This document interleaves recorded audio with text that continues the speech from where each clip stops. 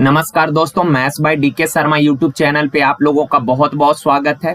यार आज हम लोग सेट नंबर 5 का जो है डिस्कशन करने वाले हैं और इस सेट में सवाल थोड़े से अच्छे हैं और आप लोग भी इसको अच्छे से थोड़ा प्रैक्टिस करिएगा। चलिए आ जाए यार सवाल पे। देखिए पहला सवाल जो है ये इकाई अंक का है, इकाई अंक निकालना है। तो यार मेन पावर में आपको पता है सर 4 से डिवाइड करके जो रिमाइंडर बचेगा उसी को पावर में लिखना है। तो यार मेन पावर में 4 से भाग दीजिएगा तो यह 4 से विभाजित होने का नियम तो पता ही है कि किसी भी नंबर के आखिरी का 2 डिजिट अगर 4 से कटता है मीन्स वो कंप्लीट नंबर 4 से डिवाइड होगा। तो यार पावर में 4 से भाग देना है तो पूरा में 4 से भाग देने मत लग जाइएगा, थोड़ा टाइम टेकन हो जाएगा। आखिरी के 2 डिजिट में ही 4 से भाग दीजिए। 4 पचे 20, शेष बच गया कितना 3।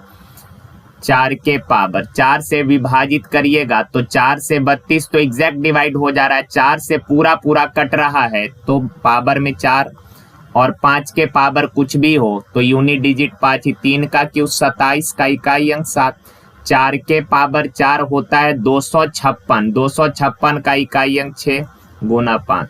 7 छक 42 का इकाई अंक 2। 2 पचे 10 का इकाई अंक 0। Option B. ओके चलिए देखिए यार का ए बी सी मिलकर किसी काम को 10 दिन में करेगा। ए बी और सी तीनों मिलकर किसी काम को 10 दिन में, ए और बी 12 दिन में का बी और सी उसी काम को करेगा 20 दिन में। तो यार 10, 12 और 20 का एलसीएम 60। 10 छक 60, 12 पचे और 20 तिया 60। सवाल का यार कि बी अकेले इस काम को करे तो उस काम को कितने दिनों में पूरा करेगा। तो बी का एफिशिएंसी निकालना पड़ेगा। जरा देखें यार ए प्लस या फिर ऐसे देख लें ए प्लस बी एक दिन में कितना काम करेगा 5 काम। तो ए प्लस बी अगर एक दिन में 5 काम, तीनों मिलकर 6 काम तो सी कितना काम कर रहा होगा 1 काम। तो सी का एफिशिएंसी 1 आ गया।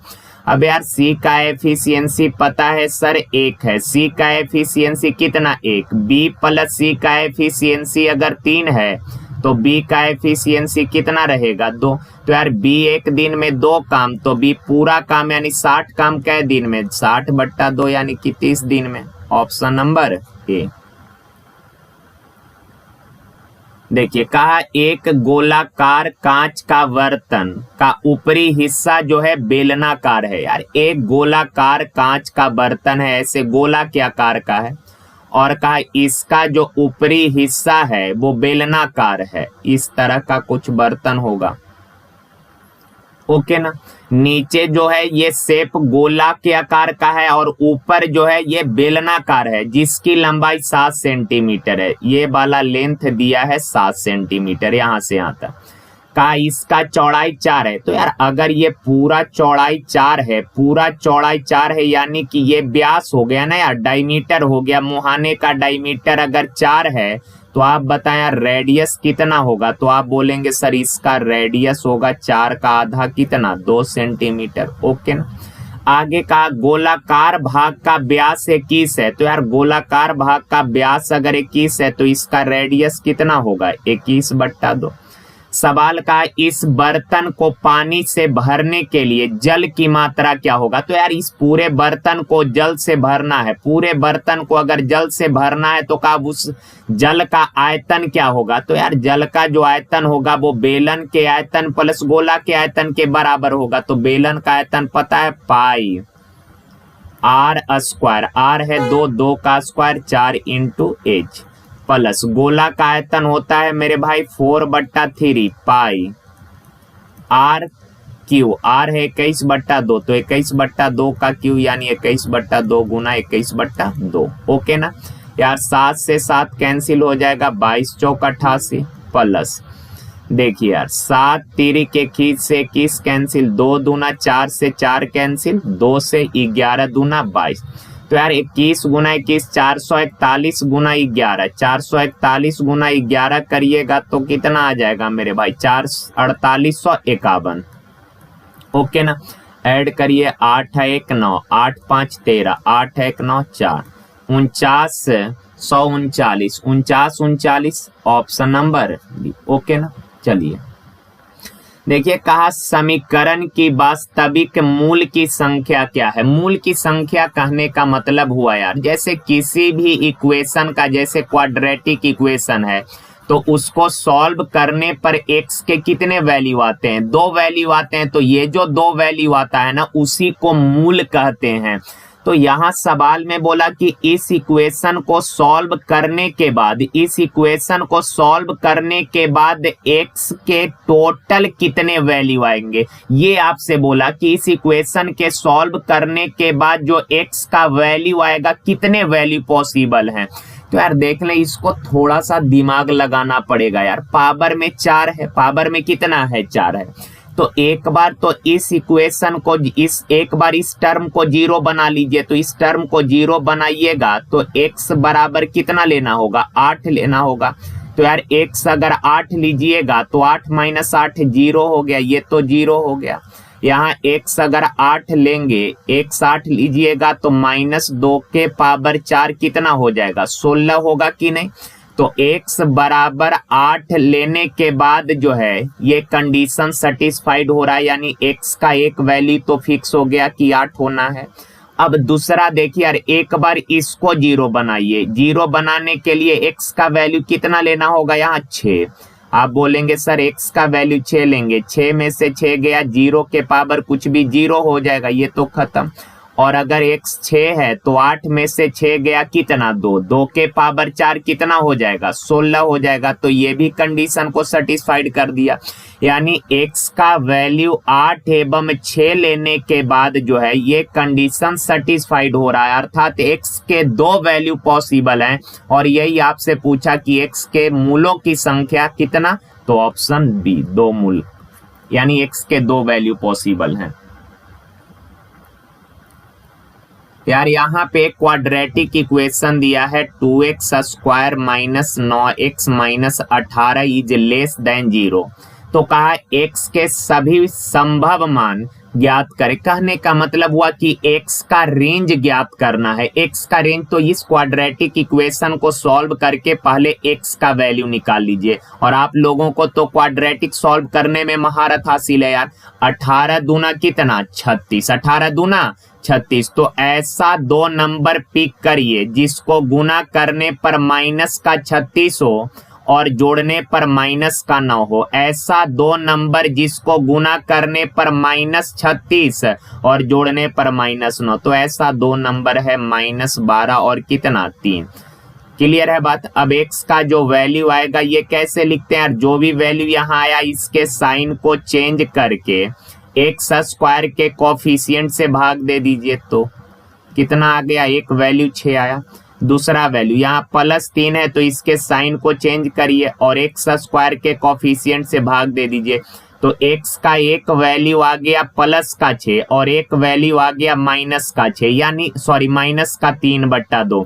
अर्थात x का जो रेंज होगा ना यार, x का जो रेंज होगा ये x 6 से तो छोटा होगा, चूंकि 6 पॉजिटिव नंबर है तो 6 से छोटा होगा और -3/2 से क्या होगा, बड़ा होगा। 6 पॉजिटिव नंबर है तो इससे छोटा और ये -3/2 ये निगेटिव है, अर्थात इससे बड़ा। तो x का रेंज क्या हो जाएगा, x जो है -3/2 एवं 6 के बीच में लाई करेगा, यानी कि ऑप्शन नंबर कितना, बी। क्लियर है बात। चलिए आगे।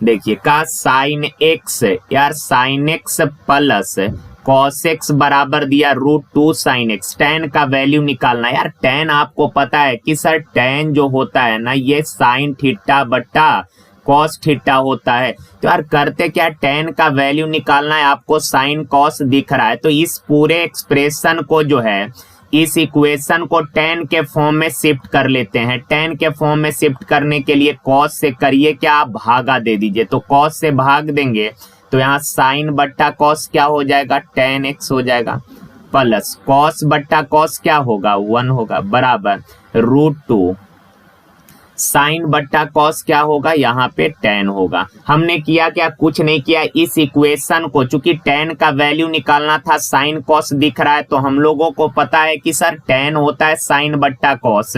तो यार इस पूरे इक्वेशन को अगर कॉस से डिवाइड कर दें, कॉस से यहाँ भी भाग, यहाँ हर जगह कॉस से अगर डिवाइड कर दें तो साइन बट्टा कॉस यहाँ tan बनेगा, कॉस बट्टा कॉस 1 बनेगा और साइन बट्टा कॉस tan बन जाएगा। क्लियर है बात, किसी को कोई दिक्कत यहाँ तक नहीं। अब देखें यार एक चीज आप बताएं, यहाँ पे अगर √2 tan x को इधर लेकर आ जाइएगा या फिर tan x को उधर लेके जाइएगा तो ये √2 tan x minus tan x बनेगा। तो tan x अगर कॉमन कर लीजिएगा तो उधर जाके क्या बन जाएगा, √2 माइनस 1 बराबर के 1। तो यार tan x बराबर 1 बट्टा √2 माइनस 1। अब इसको सिंप्लीफाई करिए तो √2 प्लस 1 से ऊपर नीचे गुना करिएगा तो ऊपर तो हो गया √2 प्लस 1 और बट्टा में 1, यानी कि ऑप्शन नंबर ए। क्लियर है बात, चलिए।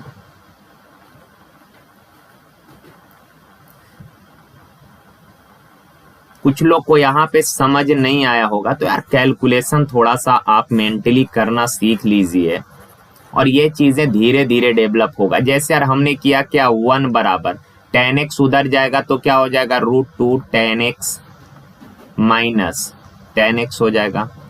अब tan x अगर कॉमन कर लीजिएगा तो ये हो जाएगा √2 माइनस 1 बराबर 1। तो tan x बराबर क्या होगा, तो 1 बट्टा √2 माइनस 1। अब इसको रेशनलाइज करना है बस, और कुछ नहीं। चलिए सवाल नेक्स्ट का यार कि निम्न चार्ट में भारत में मोबाइल निर्माता कंपनियों के बारे में दर्शाया गया है। का यदि कंपनी द्वारा निर्माण किए गए मोबाइल फोनों की कुल संख्या, यार ये विभिन्न प्रकार के कंपनी है, ABC, XYZ, PQR, DEF, LMN, ये विभिन्न प्रकार के कंपनी का नाम दिया है और उन कंपनियों द्वारा उत्पादित किए गए मोबाइलों के संख्या का परसेंटेज वैल्यू दिया कि कंपनी ABC जो है 28% मोबाइल का उत्पादन करती है, XYZ जो है 12% मोबाइल का उत्पादन करती है, PQR 25%, DEF 5%। इस तरह से डिफरेंट टाइप के कंपनियों द्वारा उत्पादित किए गए मोबाइलों के संख्या का परसेंटेज वैल्यू दिया। का आगे यदि कंपनी द्वारा निर्माण किए गए मोबाइल फोनों की कुल संख्या जो है 12,40,000 है, टोटल 12,40,000 मोबाइल फोन का निर्माण किया गया, तो कहा XYZ द्वारा कितने मोबाइल निर्मित किए गए। तो XYZ द्वारा जरा गौर से देखिए तो यार XYZ कंपनी जो है कितना मोबाइल निर्मित करती है, 12%। तो 12,40,000 का 12% जो मोबाइल है XYZ कंपनी निर्मित करती है। 0 12 चौक 48, हाथ मेरा 4, 12 दूना 24, 4 28, 12 2 14। ओके ना, तो ऑप्शन देख लेते हैं यार।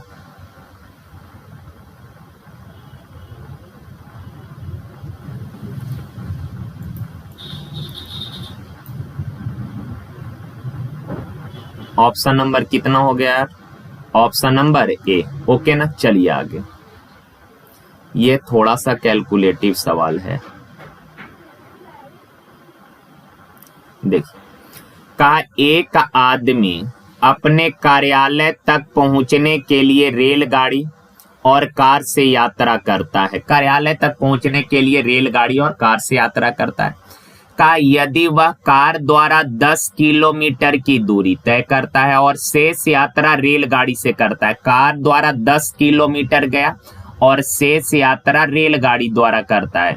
का वह अपने ऑफिस 3 घंटे में पहुंच गया। यदि वह इसके बिल्कुल विपरीत करता है तो वह ऑफिस T प्लस 0.5 घंटे में पहुंचता है। यदि रेलगाड़ी और कार के गति का क्रमशः दिया है, कार का रेलगाड़ी का गति 50 किलोमीटर बराबर है और कार का गति जो है 40 किलोमीटर बराबर है। का अपने ऑफिस तक पहुंचने के लिए वह टोटल कितना डिस्टेंस ट्रेवल करेगा। मान लेते हैं टोटल D किलोमीटर दूरी तय करेगा। अब 2 कंडीशन है, कुछ करना नहीं है, बस कैलकुलेशन है, आराम आराम से पढ़िए। कहा यार टोटल दूरी है D किलोमीटर, जिसमें वह 10 किलोमीटर दूरी कार से तय करता है।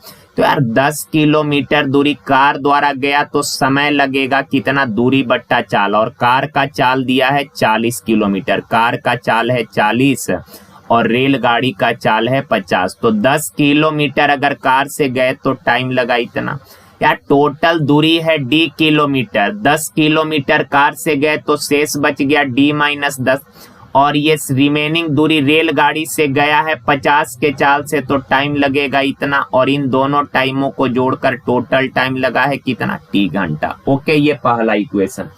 सेकंड में कहा यार कि यदि वह इसके बिल्कुल विपरीत चलता कहने का मतलब पहले 10 किलोमीटर कार से जा रहा था, बचा हुआ दूरी जो था वो रेलगाड़ी से जा रहा था, लेकिन अब का जस्ट इसका अपोजिट चले, यानी कि 10 किलोमीटर रेलगाड़ी से जाए तो समय लगेगा कितना, दूरी बट्टा चाल, रेलगाड़ी का चाल है 50, एवं रिमेनिंग डिस्टेंस जो है 10 माइनस d किलोमीटर ये कार से जाए तो समय लगेगा कितना, दूरी बट्टा चाल, कार का चाल है 40, और इस प्रकार जो टोटल टाइम है ये t प्लस 0.5 यानी 1/2 इतना टाइम लगता है। ये सिंपल दो ठो इक्वेशन बन गया। अब इसको सॉल्व करना है। एक तो तरीका है कि आप ऑप्शन से भी इस सवाल को कर लें, कम टाइम में हो जाएगा। ऑप्शन से तो आप लोग खुद कर ही लेंगे, पर हम बेसिक बता देते हैं, देख लीजिए। आप बताइए प्लस 1/2 बाएं साइड आके क्या हो जाएगा, माइनस का 1/2 बराबर में क्या हो गया t। ओके ना, इस तरह से लिख सकते हैं। अब यार दोनों इक्वेशन के दाएं साइड बराबर है, दायां साइड बराबर है तो बायां साइड भी क्या होगा, बराबर हो जाएगा। तो यहाँ देख लें यार, 1 0 से 1 0 कैंसिल, 1/4 प्लस d-10/50। अगर ऑप्शन से करेंगे थोड़ा सा जल्दी होगा, बराबर ये 1/5 प्लस d-10/40 माइनस का 1/2, दोनों बराबर, ये वाला टर्म और एक ये वाला, दोनों एक टर्म आपस में क्या होगा, बराबर होगा। अब कैलकुलेशन है बस, 40 और 50 का एलसीएम 100, 4 और 50 का एलसीएम 100, 4 से 25 चौक 100, 50 दूना यानी 2d माइनस का 20 बराबर, यहाँ एलसीएम हो जाएगा 40, पनी 40, 40 से कम यानी d-10 माइनस 20। ओके ना। अब यार 20 दूना 40, 20 पचे 100, यहाँ पे है 2d प्लस 5/5 बराबर d -10 minus 20 minus 30 plus 8 minus का 22/2। क्रॉस मल्टीप्लाई करिएगा यार तो 4d प्लस 10 बराबर 5d माइनस 110। 4d उधर जाके घटेगा d और 110 इधर आके जुटेगा तो कितना, 120। तो डिस्टेंस टोटल कितना, 120 किलोमीटर। ये 2018 ग्रुप डी का पूछा हुआ सवाल है, टाइम टेकन सवाल है आपका। अगर पेपर में इस तरह का सवाल आ जाए और आप करने लग गए ना, तो आपका 1-1.5 मिनट समय खराब जरूर होगा। ऐसा नहीं कि ऐसे सवालों को आप सेकेंडों में उड़ा देंगे, बिना कलम उठाए उड़ा देंगे। ऐसे सवाल को करने में थोड़ा आपको टाइम लगेगा। हाँ, अगर ऐसा सवाल आप पहले से कर चुके हैं तब आपको समय कम लगेगा पेपर में। ओके ना, चलिए आगे देखिए। कहा क्रिकेटरों के एक समूह का औसत स्कोर जो है ये 42 है। का एक नया खिलाड़ी शामिल होता है और समूह का औसत का 250% स्कोर करता है। देखिए यार, कहा टोटल कितने क्रिकेटर पता नहीं, हमने मान लिया टोटल क्रिकेटर है x, टोटल x क्रिकेटर है जिसका औसत 42 था। तो x क्रिकेटर का औसत 42, तो x क्रिकेटर का टोटल रन हो गया इतना। कहा एक क्रिकेटर और शामिल हुआ। कहा समूह के सदस्यों के औसत का 250% स्कोर करता है। यार 42 सदस्य थे। का इसके आने वाला जो नया प्लेयर है, आने वाला नया खिलाड़ी, वो का सदस्यों का जो औसत है ना, इसका 250% वो स्कोर करता है। यानी आने वाला जो नया खिलाड़ी है उसने कितने रन बनाए हैं, तो 21 पचे 75 से 105 रन बनाए हैं। तो यार पहले से एक्स क्रिकेटर जो थे उनके द्वारा बनाया गया टोटल रन इतना। आने वाला एक क्रिकेटर जो है आया सेंचुरी 105 रन लगा दिया, तो ये टोटल जोड़िएगा तो ये टोटल कितने प्लेयर के रन हो गए, तो एक्स प्लेयर पहले से थे टीम में, एक प्लेयर और आ गया, यानी कि अब टोटल प्लेयर हो गए एक्स प्लस 1। अब सवाल में कहा यार कि अब जो समग्र औसत है ना, अब पूरे टीम का जो औसत है का वो 30% बढ़ गया। तो पहले से औसत था 42, 30% बढ़ गया, यानी कि 13/10 हो गया। तो यार 13 दूना 26 हाथ में रहा 2, 13 चौक 52 2 54, 0 हटाइएगा 54.56। तो अब नया एवरेज है 54.6, दोनों आपस में बराबर। अब देखें यार, ये है 42x प्लस 105, ये 54.6x प्लस 54.6। 42x उधर जाके माइनस हो जाएगा, कितना बचेगा जरा बताइएगा, 6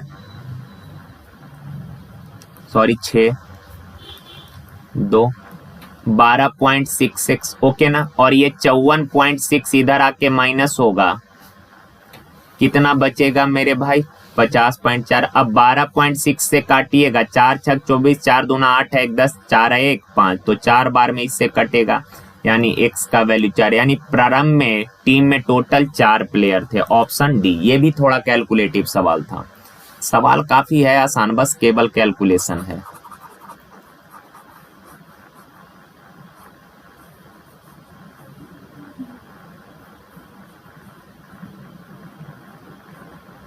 देखिए, का अनुज ने सालाना 12% की सामान्य ब्याज दर पर 3 साल के लिए एक योजना में कुछ पैसे निवेश किया, ओके। का इसके अलावा उसने 2 साल के लिए दूसरी योजना में 3 गुना निवेश किया है। कहा यदि उसने दोनों योजनाओं से समान ब्याज अर्जित करता है तो दूसरी योजना की सामान्य ब्याज दर ज्ञात करें। देखिए यार, 2 योजना में वो पैसे लगाता है। का पहला योजना में अगर या पहला बैंक में अगर उसने x रुपए लगाए, तो दूसरे बैंक में यहाँ कहा कि 3 गुना निवेश करता है, 3x पैसे जमा किए हैं। अब कहा x रुपए पर 12% के दर से 3 साल का ब्याज कितना, तो आप बोलेंगे 12 या 36%। और दूसरे बैंक में उसने 2 साल के लिए पैसे लगाए और आपसे बोला कि जो पैसे 2 साल के लिए लगाए ना, उसके लिए रेट ऑफ इंटरेस्ट क्या है। हमने मान लिया दूसरे बैंक में उसने 8% के दर से 2 वर्षों के लिए पैसा लगाया, तो आप बताएं 3x रुपए पर 8% के दर से 2 वर्षों में ब्याज कितना, 2r%। और ये दोनों ब्याज कहा कि बराबर है, दोनों ब्याज बराबर है। x से x कैंसिल, 100 से 100 कैंसिल, 2 तिया 6 से 6 छक 36, तो रेट आ गया कितना, 6%। ऑप्शन नंबर सी।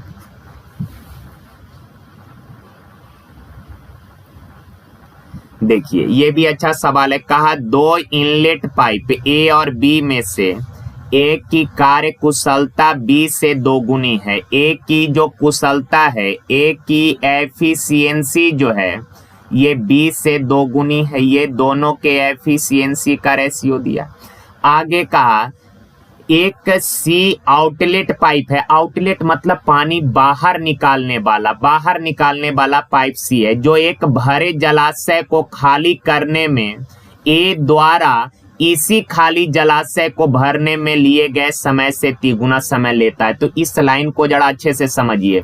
का सी जो है जलाशय को खाली करने में ए द्वारा जलाशय को भरने में लगने वाला समय से 3 गुना टाइम लेता है। यानी सी और ए दोनों के ये टाइम का रिलेशन दिया है कि सी को जो टाइम लगा है वो ए से 3 गुना समय लगा है। तो मेरे भाई एक डाटा में जो रिलेशन दिया ए और बी का, वो एफिशिएंसी का रिलेशन दिया, और दूसरा डाटा में सी और ए का जो रिलेशन दिया वो टाइम का दिया। और हम लोगों को पता है कि सर टाइम और एफिशिएंसी एक दूसरे का इनवर्स होता है। अगर टाइम का रेशियो 3:1 है तो एफिशिएंसी का रेशियो क्या हो जाएगा, 1:3। ओके ना। अब यार देखें, इन दोनों रेशियो को अगर आप गौर से देखेंगे तो यहाँ ए का एफिशिएंसी है कितना, 2, यहाँ ए का एफिशिएंसी है कितना 3, तो यहाँ पे इक्वल करना पड़ेगा, तो इस रेशियो में 3 से गुना कर दीजिए और इस रेशियो में 2 से गुना कर दीजिए। तो ए का एफिशिएंसी आ गया 6, बी का एफिशिएंसी है 3 और सी का एफिशिएंसी 2 एकम 2। तीनों का एफिशिएंसी पता करके, और ध्यान रखिएगा ए भरने वाला है, बी भी भरने वाला और सी आउटलेट कहने का मतलब खाली करने वाला पाइप है। ओके ना। तो यार अब सवाल में कहा कि अगर तीनों पाइपों को एक साथ खोल दिया जाता है तो जलाशय को भरने में 6 घंटा लगता है। तीनों को इकट्ठे खोले तो यार तीनों को एक साथ खोलिएगा, ए 6 भरेगा, बी 3 भरेगा और सी 2 निकाल देगा। 6 3 9 में से 2 निकाल देगा, 1 घंटे में भरेगा कितना 7, 1 घंटा में 7 तो 6 घंटा में टोटल इतना भर जाएगा। टोटल ये टैंक का क्षमता आ गया।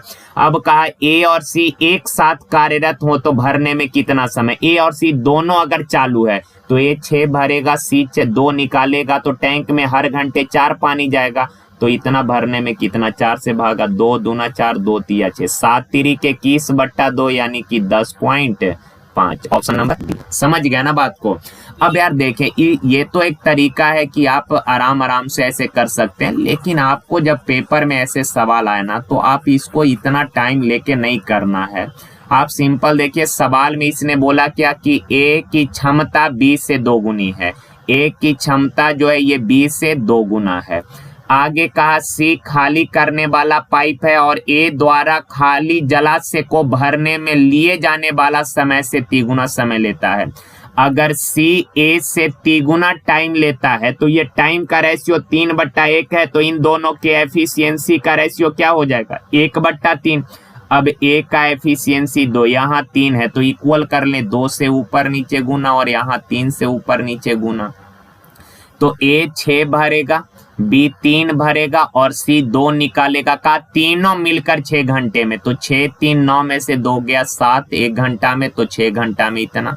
का ए और सी मिलकर पूरा टैंक कितने समय में, ए 6 भरेगा, सी 2 निकालेगा, तो टैंक में पानी जाएगा हर घंटे 4, तो 2 दूना 4 2 तिया 21/2 यानी 10.5। समझ गए बात। चलिए आगे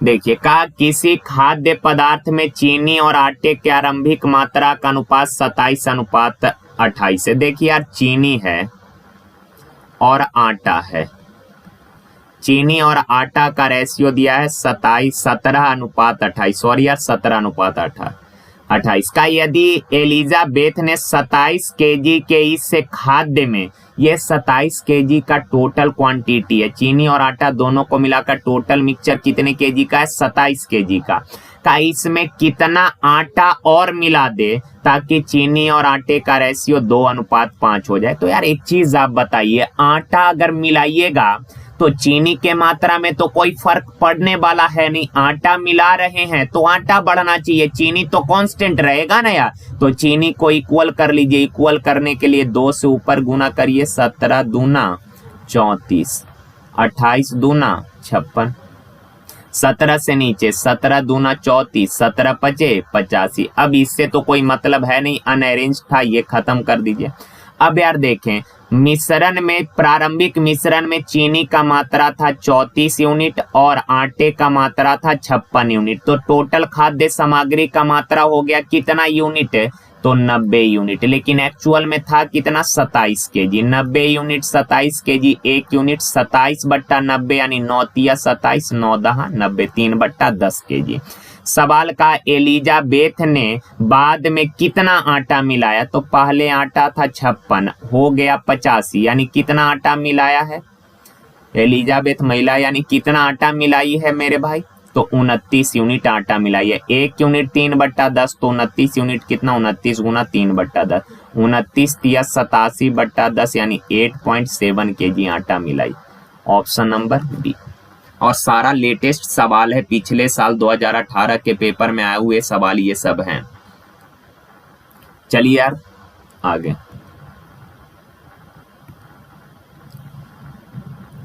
देखिए,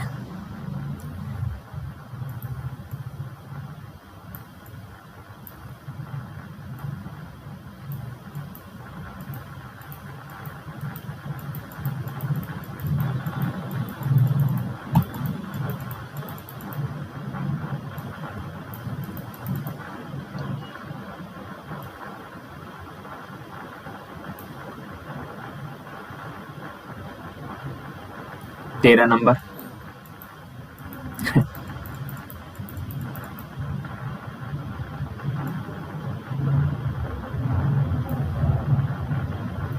का एक स्पोर्ट्स एक्सेसरीज की दुकान तुरंत पंजीकरण हेतु 200 रुपए प्रवेश शुल्क के साथ एक दौड़ प्रतियोगिता का आयोजन करती है। कहने का मतलब हुआ कि हर एक कैंडिडेट का जो शुल्क है, फॉर्म भरने का जो शुल्क है वो 200 रुपया है। का वे 300 प्रविष्टियों की उम्मीद कर रहे थे। प्रविष्टि, ये सब लैंग्वेज कॉम्प्लिकेटेड दिया। 300 प्रविष्टि कहने का मतलब 300 कैंडिडेट का वो उम्मीद कर रहा था कि हर कैंडिडेट से 200 रुपए लेने हैं। टोटल 300 कैंडिडेट अगर आएगा तो आप बताएं यार, हर कैंडिडेट से अगर 200 रुपए इकट्ठा कर रही है, यानी हर कैंडिडेट को फॉर्म भरने का जो फीस है वो 200 रुपया है। अगर 300 फॉर्म भरा जाता है, यानी अगर 300 कैंडिडेट आते तो टोटल कलेक्शन हो जाता कितना?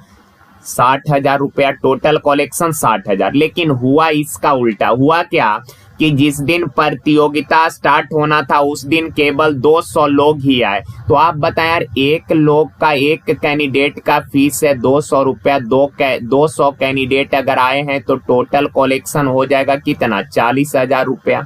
अब आपसे सवाल बोला कि 300 प्रविष्टियों की शुरुआती अपेक्षाओं की तुलना में प्रवेश में उन्हें कितने पैसे कम मिले। यार देखिए, अगर 300 फॉर्म डाला जाता तो टोटल कलेक्शन होता 60,000 रुपया, पर 200 फॉर्म डाला गया यानी कि कलेक्शन हुआ 40,000। कितना कलेक्शन कम हुआ? 20,000 रुपया। Option number D. क्लियर है बात? आ जाए आगे सवाल पे। का छोटी तथा बड़ी कॉपी पर अंकित मूल्य क्रमशः 10 रुपए और 15 रुपए है। यानी छोटी कॉपी का जो कीमत है वो 10 रुपया है और बड़ी कॉपी का कीमत 15 रुपया। का एक छात्र 5 दर्जन छोटी कॉपी तथा 10 दर्जन बड़ी कॉपी 5% की कुल छूट पर खरीदता है। सुनिए यार गौर से, छोटा कॉपी का कीमत है 10 रुपया, आपने 5 दर्जन कॉपी, छोटा कॉपी 5 दर्जन लिया। 5 दर्जन यानी 60 ठो छोटा कॉपी आपने खरीदा है। एक कॉपी 10 रुपए का है, आपने 60 कॉपी खरीदा है, तो टोटल कितना रुपया हो गया? 600 रुपया तो छोटा कॉपी का।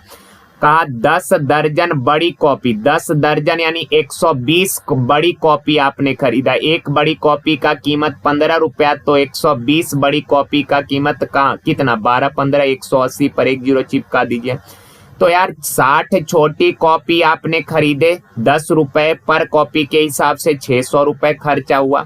120 बड़ी कॉपी आपने 15 रुपए पर कॉपी के हिसाब से खरीदे, 1800 रुपए खर्च हो गए। दोनों को मिलाकर टोटल प्राइस हो गया कितना? 2400 रुपया। टोटल कीमत हो गया 2400 रुपया और इस पे आपको 5% छूट मिला। और सवाल का कितना रुपए छूट मिला? तो 2400 पर 5% यानी कितना डिस्काउंट मिला? 24 पचे 20 से 120 रुपए का डिस्काउंट मिला। क्लियर है? सवाल काफी आसान था। बोला क्या कि इसने छोटी कॉपी का जो कीमत है वो 10 रुपया है और बड़ी कॉपी का कीमत 15 रुपया है। 5 दर्जन छोटी कॉपी, 5 दर्जन यानी कि 60 ठो छोटी कॉपी लिए 10 रुपए के हिसाब से, तो 600 रुपया हो गया। कहा 10 दर्जन बड़ी कॉपी, 10 दर्जन यानी कि 120 ठो बड़ी कॉपी 15 के हिसाब से लिए, तो 1800 रुपया हो गया। तो टोटल कितना रुपया हो गया? कीमत 2400 रुपया। अब इस पे 5% डिस्काउंट मिला, तो 2400 का 5% 120 रुपए आपको छूट मिल गए। क्लियर है ना बात? चलिए आगे देखिए। कहा सबसे बड़ी संभावित लंबाई ज्ञात करें। सबसे बड़ा मैक्सिमम लंबाई आपको निकालना है कि मैक्सिमम लंबाई ज्ञात करिए जो 2 मीटर 76 सेंटीमीटर, 5 मीटर 52 सेंटीमीटर और 11 मीटर 96 सेंटीमीटर की लंबाई को पूरा मापने के लिए उपयोग में लाया जा सके। पहले जो लेंथ मीटर और सेंटीमीटर मिक्स करके दिया था, यूनिट को सेम कर लीजिए। यार आपको पता है सर, 1 मीटर में होता है 100 सेंटीमीटर, 1 मीटर में 100 सेंटीमीटर, तो 2 मीटर 76 सेंटीमीटर का मतलब क्या हो गया? 200 प्लस 76, 276 सेंटीमीटर। ओके ना? का 5 मीटर 52 सेंटीमीटर, तो 1 मीटर 100, 5 मीटर 500 प्लस 52 552 सेंटीमीटर। और यहाँ है 1196, सेंटीमीटर। यार का सबसे बड़ी संभावित लंबाई निकालना है जो इन तीनों प्रकार के छड़ को पूरा पूरा नाप सके, आए इसको पूरा पूरा नाप सके। और आप सभी को पता है कि सर बड़ी से बड़ी कहने का मतलब होता है HCF, यानी कि वह बड़ी से बड़ी संख्या ज्ञात करें जो इन तीनों नंबर को पूरा पूरा विभाजित कर सके। वह बड़ी से बड़ी संख्या जो इन तीनों नंबर को पूरा पूरा विभाजित कर सके, यानी कि इन तीनों नंबर का HCF। तो यार HCF निकाल लीजिए, नहीं तो आप ऑप्शन से देख लीजिए, एलिमिनेट कर लीजिए ऑप्शन को। यहाँ 11.96 ये तो होगा नहीं, डेसिमल में 1196। 1196 से क्या तीनों नंबर कटेगा? नहीं कटेगा, ये भी नहीं। यहाँ है 52 मीटर, तो मीटर का तो कोई स्कोप नहीं है, सब सेंटीमीटर में, सब सेंटीमीटर में, तो मीटर का तो कोई स्कोप नहीं है, तो ये भी कैंसिल। ऑप्शन नंबर ए 52 से ये तीनों नंबर पूरा पूरा कटेगा और यूनिट सेंटीमीटर भी है। क्लियर है बात? चलिए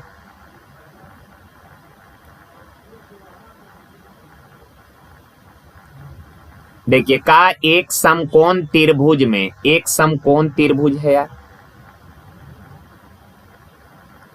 कहा कर्ण लंब से 4 सेंटीमीटर अधिक है जो कि आधार से 4 सेंटीमीटर। यार जो कहने का मतलब रीजनिंग में आप लोग पढ़े होइएगा, जो कहने का मतलब नजदीक वाला के लिए आता है। कहा कर्ण लंब से 4 अधिक है जो आधार से 4 अधिक है, जो यानी कि लंब जो है 4 से अधिक है। तो कहा लंब की लंबाई ज्ञात करना, यानी परपेंडिकुलर जो साइड है उसका लेंथ निकालना है। तो यार यहाँ पे थोड़ा सा अपने स्किल का यूज करना पड़ेगा, जैसे बोला वैसे लिख देंगे, कैलकुलेशन काफी कॉम्प्लिकेटेड हो जाएगा। लंब का लंबाई निकालना है तो ऑप्शन से बाई ऑप्शन करने में ज्यादा बेहतर होगा।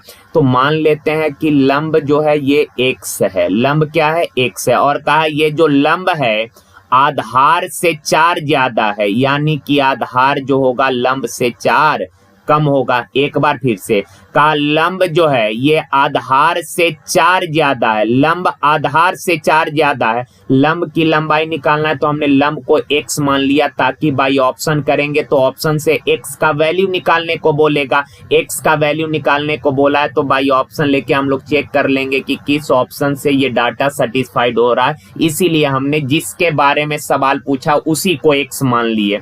अब जिसके बारे में बोला उसको x मान लिए तो कंडीशन जो बोल रहा है उस हिसाब से इसको अरेंज करिए। कहा लंब आधार से 4 ज्यादा है, यानी आधार जो होगा लंब से 4 कम होगा। पहला लाइन में बोला कर्ण लंब से 4 अधिक है, लंब x है तो कर्ण क्या हो जाएगा? x + 4। और आपको पता है राइट एंगल ट्रायंगल में लंब स्क्वायर प्लस आधार स्क्वायर बराबर क्या होता है? कर्ण स्क्वायर। अगर इसको सॉल्व करने जाइएगा तो आपका दिमाग खराब हो जाएगा, क्वाड्रेटिक बन रहा होगा, सॉल्व करना बड़ा मुश्किल है। लंब बोला यानी कि x का वैल्यू ही ऑप्शन में दिया होगा, तो ऑप्शन से चेक कर लीजिए किस ऑप्शन को लेने पर ये डाटा सेटिस्फाइड हो रहा है। यार अगर 12 लेते हैं तो 12 का स्क्वायर 144, 12 में से 4 गया, 8 का स्क्वायर कितना? 64। तो ये कभी बराबर होगा क्या 256 के? नहीं बराबर होगा। अब सेकेंड ऑप्शन है कितना? 16। सेकेंड ऑप्शन है 16, 16 से चेक करते हैं, 16 का स्क्वायर कितना हो जाएगा यार? 256। 16 में से 4 गया, 12 का स्क्वायर 144, 16 4 20 का स्क्वायर 400। तो 256 + 144 कितना? 400 बराबर 400, यानी कि 16 लेने पर ये कंडीशन सेटिस्फाइड हो गया। ओके ना? चलिए का सवाल यार कि एक वस्तु के क्रय मूल्य तथा विक्रय मूल्य का जो रेशियो है ये 13:9 है। सीपी और एसपी का रेशियो 13:9 है। का यदि उस पे 320 कहानी, यार 13 में खरीदा 9 में बेचा तो कितने का लॉस हो गया? 4 का लॉस हुआ, लेकिन हुआ है 320 रुपए का। तो 1 यूनिट बराबर कितना? 80। तो का क्रय मूल्य और विक्रय मूल्य का योग, तो यार इन दोनों का योग निकालना है। तो क्रय मूल्य है 13, विक्रय मूल्य है 9, तो दोनों का योग कितना हो गया? 22। 1 यूनिट 80 तो 22 यूनिट कितना? 8 दूना 16, 1 1760। Option number D. ओके देखिए, कहा देव ने जयराम को 17 वर्षों के लिए 8000 रुपए उधार दिए और कर्णिक को 16 वर्षों के लिए 4700 रुपए उधार दिए। का दोनों से ब्याज के रूप में कुल 21,120 रुपए प्राप्त किए तो वार्षिक ब्याज की दर, यार मान लेते हैं रेट है 8%, तो यार 17 वर्षों के लिए 8,000 रुपए पर 8% के दर से ब्याज लगेगा कितना? तो यार आप बताएं 8,000 रुपए पर 8% के दर से 17 वर्ष का ब्याज लगेगा 17 8%, ओके ना, प्लस 4,700 रुपए पर 8% के दर से 16 वर्ष का ब्याज 16 8%, और इन दोनों ब्याज को जोड़कर कुल ब्याज लगता है 21,120। क्लियर है बात? अब यार 2 जीरो से 2 जीरो कैंसिल, यहाँ भी 2 जीरो से 2 जीरो, यार 16 दोनों जगह है तो ऐसे गुना करेंगे कॉम्प्लिकेटेड हो जाएगा। आप 16 कॉमन कर लें, 16 कॉमन करिएगा तो 16 से काटिएगा, ये 5 बार में 16 से इधर काटिएगा, कितना 16 एकम 16। क्लियर है बात? 16 तिया 48, 16 दूना 32, 1320, 17 पचे 85 यार प्लस 47 यार बराबर 1320। 85 47 132 आर बराबर 1320।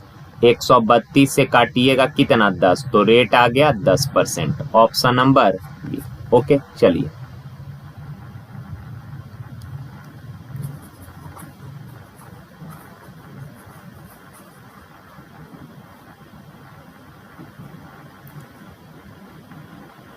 देखिए सवाल का यार, एक दिवसीय मैच में टीम ए ने 50 ओवर की एक पारी में 5.3 रन प्रति ओवर के दर से रन बनाए। तो यार 50 ओवर में 5.3 के औसत से टीम ए ने टोटल कितने रन बनाए? तो 0, 5 तिया 15, 5 पचे 25, 1 26 डेसिमल एक अंकों से पहले, यानी कि 265 रन। 50 ओवर के मैच में 5.3 रन पर ओवर के हिसाब से उसने टोटल 265 रन बनाया है टीम ए ने। अब आगे कहा टीम बी खेल रही है और 5 ओवर बचे हुए हैं तथा टीम ए के स्कोर की बराबरी करने के लिए उसे आवश्यक रन रेट 7.2 रन पर ओवर चाहिए। तो यार आप बताएं 5 ओवर अभी बचा हुआ है, कै ओवर बचा हुआ है टीम बी का? ये टीम ए ने टोटल इतने रन बनाए। कहा बी जो है इसके अभी 5 ओवर बच रहे हैं, इसके मतलब इसने 45 ओवर खेल लिए हैं। कहा बचे हुए 5 ओवर में इसको टीम ए के स्कोर के बराबरी करने के लिए जो रनों का औसत चाहिए वो 7.2 रन चाहिए। तो यार आप बताएं 7.2 के औसत से 5 ओवर में टोटल कितने रन अभी बनाने हैं? तो 5 दूना 10, 5 सते 35, 1 36 रन बनाने हैं। डेसिमल के बाद 0 का तो कोई मातबा नहीं। तो यार देखें टीम ए ने टोटल 265 रन बनाए हैं और टीम बी को अभी बचे ओवरों में मैच को बराबरी करने के लिए 36 रन और बनाने हैं। कितने रन अभी और बनाने हैं? 36 रन। यार 265 बनाने थे, 36 और बनाने हैं, तो बी को अब कितने रन बना लिया बी ने? वही पूछा कि टीम बी का स्कोर अभी क्या है, यानी अभी तक, यानी 45 ओवर तक टीम बी ने कितने रन बना लिए? तो आप बोलेंगे ना यार कि सर 265 रन बराबरी करने के लिए चाहिए, 36 रन अभी और बनाने हैं, यानी कि अभी तक कितने बना लिया है? तो आप बोलेंगे सर 229, 265 में से 36 या 229 रन बना लिया है। ओके ना, 229 ऑप्शन नंबर डी। चलिए देखिए कहा 25,000 रुपयों को ए बी सी में 1/10, 1/6, 1/15 के अनुपात में बांटना है। यार फ्रैक्शन दिया है, इसको अरेंज कर लीजिए।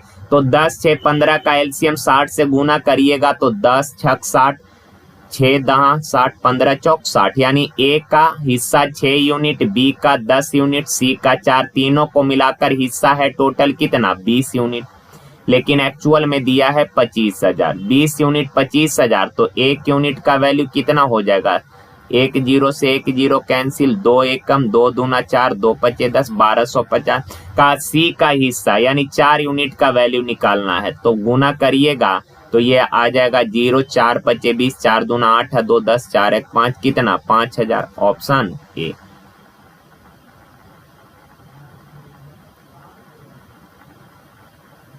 ये भी अच्छा सवाल है। का 3 कंटेनर जिसका आयतन 2:3:4 के अनुपात में है। यानी पहला कंटेनर जो है उसका क्षमता 2 लीटर है, दूसरा का क्षमता 3 लीटर और तीसरा का क्षमता कितना 4 लीटर का पानी और स्पिरिट के मिश्रण से भरा हुआ है। पहले कंटेनर में स्पिरिट और वाटर का अनुपात 4:1 है। पहला जो कंटेनर है इसमें स्पिरिट वाटर के मात्रा का रेशियो है 4:1। दूसरा कंटेनर में रेशियो है 11:4। तीसरा में रेशियो है 7:3 का तीनों के मिश्रण को एक बड़े कंटेनर में मिला दिया जाता है। तो कहा परिणामी मिश्रण में स्पिरिट और पानी का अनुपात। देखिए यार इन तीनों को मिला दिए तो आप बताएं पहला बर्तन का आयतन है 2 यूनिट, दूसरा का क्षमता 3 यूनिट, तीसरा का क्षमता 4। तो इन तीनों को अगर मिलाइएगा तो यार 2, 3, 4 के रेशियो में मिलना चाहिए। तो देखें पहला बर्तन में स्पिरिट और वाटर है टोटल 5, दूसरा में टोटल 15 और यहाँ टोटल 10। क्या यार 2, 3, 4 का रेशियो है? नहीं है। इसका मतलब रेशियो को अरेंज करिए। 2, 3, 4 का रेशियो बनाने के लिए पहले इन तीनों को इक्वल कर लीजिए। 5, 15, 10 को इक्वल करिएगा तो 5, 15, 10 का एलसीएम कितना 30। तो यहाँ 6 से गुना, यहाँ 2 से और यहाँ 10 दिया 3 से। पहला अब तीनों जगह रेशियो 1:1 का हो गया। तीनों जगह रेशियो बराबर हो गया। पहला से 2 यूनिट लेना है, दूसरा से 3 यूनिट लेना है और तीसरा से 4। पहला में कितना से गुना किए 12 से, तो 12 से दोनों जगह गुना करिएगा तो 12 चौक 48, 12 एकम 12। दूसरा में 10 से गुना किए हैं तो यहाँ 10 से करिएगा तो 10 से 6 से किए हैं तो 11 छक 66 और 6 चौक 24। यहाँ 3 चौक 12 से किए तो 12 से गुना करिएगा तो 12 सते 84, 12 तिया 36। अब का इन तीनों को मिलाए तो इन तीनों को मिलाइएगा तो तीनों को मिलाकर टोटल स्पिरिट कितना 6, 4, 10 और 8 18, 6, 4, 10, 18, 1, 19, 198। तीनों को मिलाकर वाटर कितना है तो यार 4, 2, 6, 6, 12, 3, 2, 5, 1, 6, 1, 7। ओके ना। अब काटिएगा तो 18 चौक 72, 18 एकम 18, 18 एकम तो 11:4। ऑप्शन नंबर सी। क्लियर है बात? चलिए आगे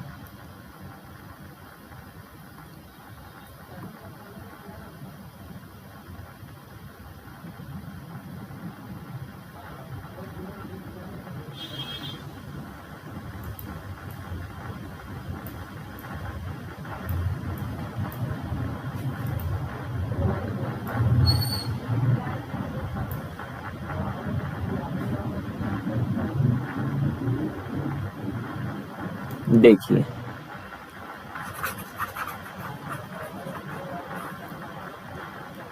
का ए एक बिंदु से 30 मीटर पर सेकंड के गति से आरंभ करता है। 3 सेकंड बाद बी उसी बिंदु से 50 मीटर पर सेकंड के गति से ए का पीछा करता है। देखिए यार एक पॉइंट है, कहा यहाँ से जो है ए 30 मीटर पर सेकंड के गति से दौड़ना प्रारंभ किया और इसी पॉइंट से बी जो है 3 सेकंड बाद, बी कितने सेकंड बाद 3 सेकंड के बाद, बी 3 सेकंड के बाद 50 मीटर पर सेकंड के स्पीड से दौड़ना प्रारंभ किया। कहा यार बी द्वारा ए को पकड़े जाने से पहले ए तथा बी कुल कितना दूरी तय करेगा ये निकालना है। तो यार पहले ये देख लीजिए कि बी को दौड़ने से कितना देर पहले ए दौड़ चुका था। कहा ए ने दौड़ना प्रारंभ कर दिया 3 सेकंड के बाद बी दौड़ा, तो बी को दौड़ने तक ए कितना दूरी तय कर चुका होगा। ए 3 सेकंड में कितना दूरी तय कर लिया होगा, तो 4 गुना समय दूरी यानी कि 90 मीटर दूरी ए ने कवर कर लिया। अब रुक जाइए, अब यार ए को पकड़ने में बी को कितना समय लगेगा। ए अब पीछा करना चालू कर दिया, दोनों के बीच 90 मीटर का फासला है, तो ए को पकड़ने में कितना समय लगेगा, समय दूरी बट्टा चाल। अब बी पीछा कर रहा है यानी सेम डायरेक्शन में जा रहा है तो चाल घटेगा। 50 में से 30 गया 20, 0 से 0 कैंसिल, 9/2 सेकंड में पकड़ लेगा। कहा कि बी द्वारा ए को पकड़े जाने से पहले ए तथा बी कुल कितना दूरी तय किया। सुनिए यार, कहा ए 3 सेकंड पहले भागना चालू कर दिया था और बी 3 सेकंड के बाद उसको पीछा करना चालू किया, 9/2 सेकंड में पकड़ लिया, यानी कि ए भी 9/2 सेकंड तक भागा और बी ने उसको 9/2 सेकंड में पकड़ लिया। समझ रहे ना। और पकड़े ऐसे तो ए ने टोटल चला कितना, तो 9/2 साथ में 3 पहले, लेकिन बोला पकड़े जाने से पहले ए तथा बी कुल कितना दूरी तय करेगा। तो रुक जाना यार,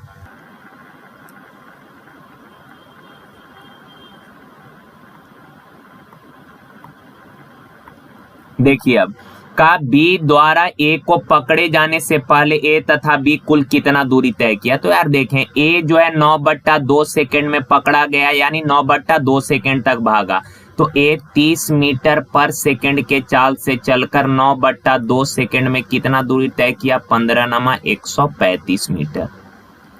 और बी जो है 50 के चाल से चलकर 9/2 सेकंड में कितना दूरी तय किया, 25×225 मीटर।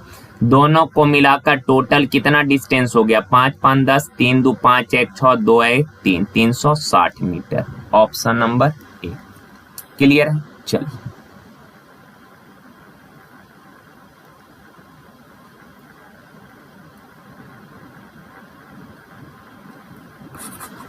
देखिए, सवाल में कहा एक कोण जो है ये अपने अनुपूरक कोण का 1/3 है। अनुपूरक कहने का मतलब इसका दूसरा नाम है समपूरक। अनुपूरक बोले या समपूरक, दोनों एक ही चीज है। तो यार आपको पता है कि सर दो समपूरक कहने का मतलब होता है जब दो कोणों का योग 180 डिग्री हो तो वे दोनों कोण समपूरक कोण कहलाते हैं। तो यार मान लेते हैं एक कोण थीटा है, तो इसका समपूरक कोण क्या हो जाएगा, 180 माइनस थीटा। तो का ये जो कोण है ना अपने समपूरक कोण का 1/3 है। थीटा जो है अपने समपूरक का 1/3 है। क्रॉस मल्टीप्लाई करिए, 3 थीटा बराबर 180 माइनस थीटा इधर आके जुटेगा तो 4 थीटा बराबर 180। तो थीटा से 4 से काटिएगा तो थीटा कितना, 45 डिग्री। तो ऑप्शन नंबर ए। ओके चलो, कहा दो शंकु के वक्र पृष्ठ के एरिया का अनुपात 1:8 है तथा उनकी तिरछी ऊंचाई का अनुपात जो है ये 1:4 है। तो दोनों शंकु के रेडियस का रेशियो क्या होगा ये बोला। तो यार वक्र पृष्ठ आप लोगों को पता है πr/l होता है। तो यार पहला शंकु का रेडियस मान लेते हैं r1, दूसरा का रेडियस r2। तो यार पहला का वक्र पृष्ठ क्या हो जाएगा, आप बोलेंगे सर πr1l। l पहला का कितना दिया है 1 बटा दूसरा शंकु का रेडियस r2 है तो उसका वक्र पृष्ठ हो जाएगा πr2l। l है दूसरा का कितना 4, और इन दोनों के वक्र पृष्ठ का रेशियो दिया है 1/8। पाई से पाई कैंसिल, 4 दूना 8, तो r1 बट्टा r2 बराबर 1/2। और यही बोला दोनों के रेडियस का रेशियो 1:2।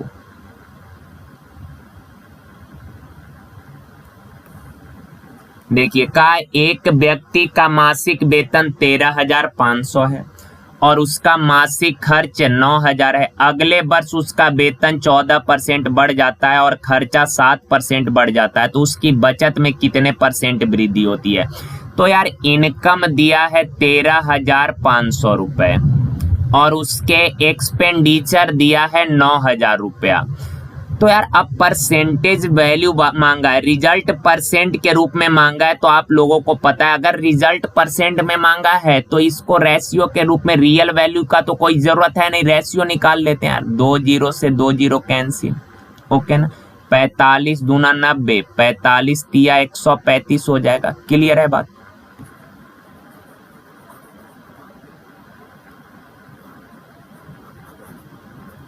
अब देखिए यार इनकम है 3, खर्च है 2, तो सेविंग हो जाएगा कितना 1 यूनिट का। उसका वेतन 14% बढ़ गया तो 3 का 14% निकाल पाइएगा, नहीं तो 2 0 चिपका लीजिए। 300 का 14% यानी इनकम 42 बढ़ गया। का खर्चा 7% बढ़ गया, तो 200 का 7% यानी खर्चा 14 रुपए बढ़ गए। इनकम 42 बढ़ गया, खर्चा 14 बढ़ गया, तो सेविंग कितना बढ़ेगा? 42 माइनस 14, सेविंग कितना बढ़ेगा? 28 यूनिट बढ़ेगा। तो यार सेविंग 28 बढ़ गया कितना से? 100 से, यानी कि सेविंग 28%, ऑप्शन सी। देखिएगा, एक व्यापारी के पास 630 केजी चावल थे, उसने इसका एक हिस्सा 15% लाभ पर का एक हिस्सा 15% लाभ पे बेचा, दूसरा हिस्सा जो है उसने 8% लाभ पर बेचा। कुल 12% का लाभ हुआ, दोनों को मिलाकर टोटल 12% का प्रॉफिट हुआ। तो मेरे भाई 12 में से 8 गया 4, 15 में से 12 गया 3, यानी 15% लाभ पर बेचे गए चीनी का मात्रा 4 यूनिट, 8% लाभ पर बेचे गए चीनी का मात्रा 3, तो टोटल चीनी कितना? 7 यूनिट पर बेचा है 630 केजी। तो 1 यूनिट बराबर 7 नमा 90। तो का 8% लाभ पर कितना चीनी या चावल जो भी है कितना चावल बेचा है? तो 8% लाभ पर 3 यूनिट, 1 यूनिट 90, तो 3 यूनिट 90 तिया 270, ऑप्शन ए। देखिए का एक व्यापारी एक वस्तु को 20% लाभ पर बेचता है, यदि वह वस्तु को 60% कम दाम पर खरीदता तथा 90 रुपया कम पर बेचता तो 50% लाभ होता। देखिए यार 20% लाभ पर बेचा है, कहने का मतलब खरीदा अगर है 100 में, 20% लाभ पर बेचा यानी बेचा कितना में? 120 में। अब का 60% कम दाम पर खरीदता, तो पहले 100 में खरीदा था, 60% कम में खरीदता यानी खरीदता कितना में? 40 में। तो ये तो है न्यू सीपी। कहा उसे 50% लाभ होता है, तो 40 का 50% यानी कि 20 रुपए का लाभ हुआ, तो बेचा है कितना में? 60 में। पहले बेच रहा था 120 में, आज बेच रहा है 60 में, कितना कम में बेच रहा है? तो आप बोलेंगे सर 60 यूनिट कम में बेचा, लेकिन एक्चुअल में बेचा है कितना कम? 90 रुपया। तो 1 यूनिट कितना? 90/60 यानी 3/2। क्लियर है बा? का करैमुल ज्ञात करे, तो उसका ओरिजिनल करैमुल ये है, ये तो नया वाला करैमुल है ना, वास्तविक करैमुल है 100 यूनिट। 1 यूनिट 3/2, तो 100 यूनिट कितना? 150 रुपया, ऑप्शन ए। देखिए का ए और बी ने एक काम 2200 रुपए में करने का ठेका लिया। ए अकेले उस काम को 10 दिन में तथा बी अकेले उस काम को 12 दिन में। ए अकेले करेगा 10 दिन में और बी अकेले करेगा 12 दिन में। तो 10 और 12 का एलसीएम 60, 10 छक 12 बचे। यार ए एक दिन में 6 यूनिट काम करेगा, बी एक दिन में 5 यूनिट काम करेगा। का यदि दोनों एक साथ काम करे तो दोनों को मिलने वाली राशि का अंतर क्या होगा? तो यार ए 6 काम करेगा, बी 5 काम, दोनों मिलकर 11 काम फिनिश किया और 11 काम का कितना रुपया लिया? 2200। तो एक काम का मजदूरी कितना? 200। तो कहा कि दोनों के मिलने वाली राशि का अंतर। तो यार एक को 6 काम किया यानी कि जितना काम करेगा उसी के हिसाब से मजदूरी मिलेगा, बी जितना काम करेगा उसी हिसाब से मजदूरी मिलेगा। यानी अगर सभी वर्कर साथ में मिलकर काम खत्म किया है तो जो रेशियो एफिशिएंसी का होगा वही रेशियो मजदूरी का होगा, यानी कि मजदूरी जो है वो एफिशिएंसी के हिसाब से ना बटेगा। तो ए को 6 काम किया, बी 5 काम किया, तो दोनों के काम का डिफरेंस है 1, तो 1 यूनिट का वैल्यू कितना? 200 रुपए। चलिए आगे। का एक पतंग आकाश में उड़ रही है, मैदान पर एक बिंदु से पतंग के धागे का लंबाई 400 मीटर है। देखिए यार एक पतंग है जो उड़ रही है, कितना? 400 मीटर लंबे धागे के साथ ये पतंग जो है ये उड़ रही है। धागा का लंबाई है 420 मीटर। और आगे का मैदान से धागे का उन्नयन कोण जो है, मैदान से ये धागा का उन्नयन कोण 30 डिग्री है। तो का मान लीजिए धागे में कोई ढीलापन नहीं है, तो पतंग की ऊंचाई क्या? ये जो पतंग है ना मेरे भाई, इसका हाइट निकालना है यार। तो आप बताएं 30 डिग्री के सामने 1, ये √3, तो ये कितना हो जाएगा? 2। 2 का वैल्यू 420, तो 1 का वैल्यू कितना? 210। और यही आपसे बोला कि 1 यूनिट का वैल्यू कितना? तो 210 मीटर, ऑप्शन नंबर ए। देखिए का तीन संख्याओं का औसत 112 है, तो यार तीनों का योग क्या हो जाएगा, 3 गुना 112, 3 दूना 6, 3 एकम 336। का पहली संख्या अन्य दो संख्याओं के योग का 3/13 है। पहली संख्या जो है अन्य दो संख्याओं के योग का 3/13 गुना है, यानी पहली संख्या 3 यूनिट, बाकी के दो संख्या का योग 13, तो तीनों का योग 16, लेकिन है कितना, 33 6। एक का वैल्यू 16 दूना 32, 16 एकम, तो का पहली संख्या 21 तिया 63, ऑप्शन नंबर है। चलिए यार, थैंक यू, धन्यवाद। आज थोड़े से अच्छे सवाल थे, कैलकुलेशन भी था, यानी कि टोटली सेट काफी अच्छा था, तो आप लोग इसको प्रैक्टिस कर लीजिएगा अच्छे से, और जो थोड़े से कैलकुलेटिव सवाल हो ना उस पे 2-3 बार प्रैक्टिस कर लीजिएगा। इससे फायदा होगा कि आपका कैलकुलेशन भी थोड़ा बड़े अच्छा हो जाएगा और लैंग्वेज पे भी थोड़ा पकड़ बन जाएगा। ओके ना, तो आज के लिए यहीं तक रखते हैं मेरे भाई, थैंक यू।